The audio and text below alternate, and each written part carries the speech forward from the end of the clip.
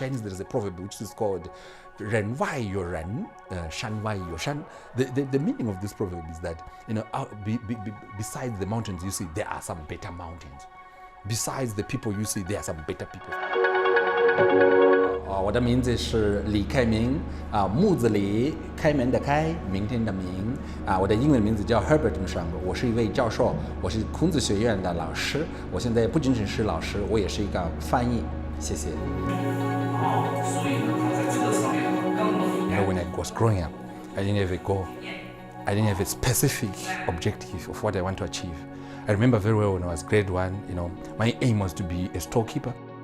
And when I got to grade 2, I changed. I said, no, I want to be a policeman.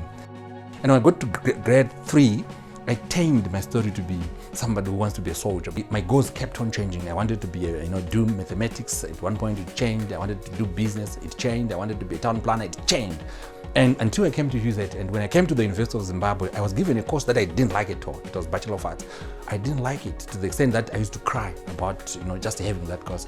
And God has had a plan. And when I finished my first degree, I became a teacher. And I didn't want to be a teacher as well. But that was a building my future, which I didn't know. 不敢是不敢，但是很想。One day when I was doing my teaching, my former teacher called me and he told me that there was a scholarship to China. I didn't even think twice. I said, it's okay, I want it, I can take it. And then when the time came, I went to China. My first encounter in China changed my thinking. Because the moment I arrived at the airport, I started having a language barrier. So I thought, can I live in this country and I can't speak the language? So my goal changed. I said, I'm going to learn this language. But my original goal from the university, it was to study what they call stage design. Because I was from theaters, so I was supposed to do stage design. But my mind, I already made up my mind. I said, no. With this language barrier, I'm going to learn this language. And then when I got to the school, I met somebody from Nairobi, from Kenya. That guy, you're speaking good Chinese. He had learned Chinese in Kenya because Kenya had already opened the Confucius Institute. I was inspired faith. I said, other Africans can speak it. Then I can. So my dreams started building slowly, but I didn't know what I wanted to do.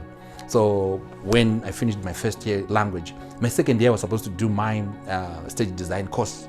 But unfortunately, for my good, that course was not on offer. So I immediately said, no, don't worry, change me to language courses. So I started doing linguistics. That's how I came into it. At that time, you say this book.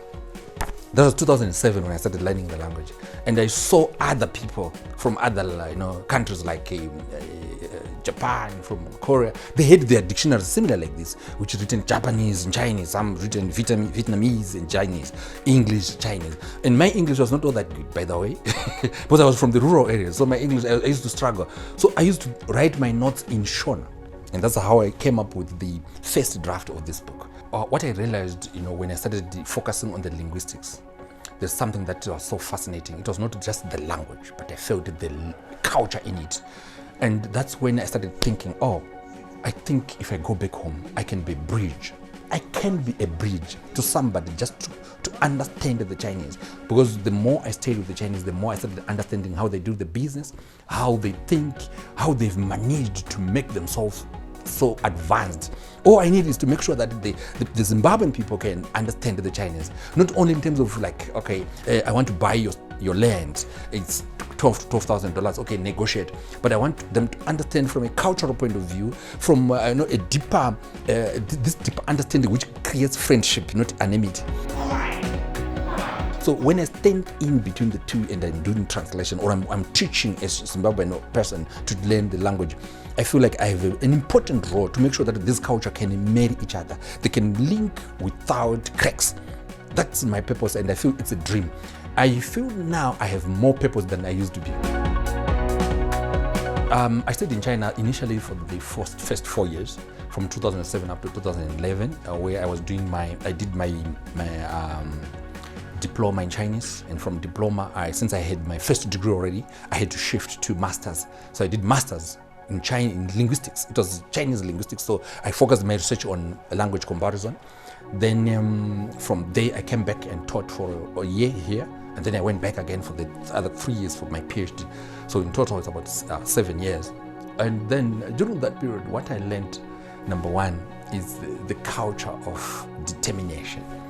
The work ethic in China is just amazing. Something that we need to adopt even as Africans, and something that I'm slowly trying to, incorporate in my language instruction.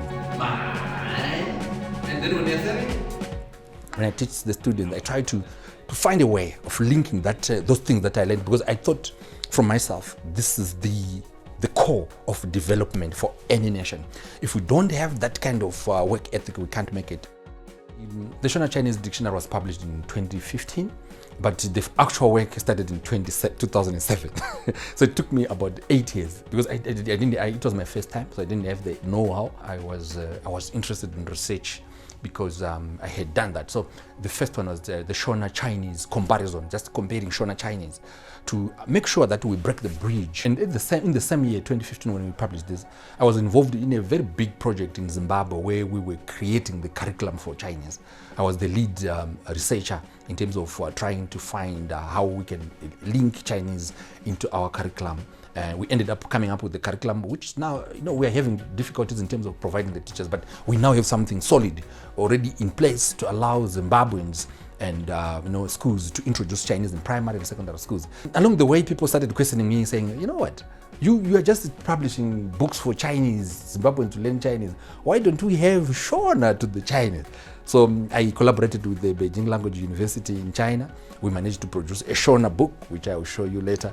It's so amazing, because now in China, we have a center where we are teaching Shona, and people are learning it, and some can speak it now.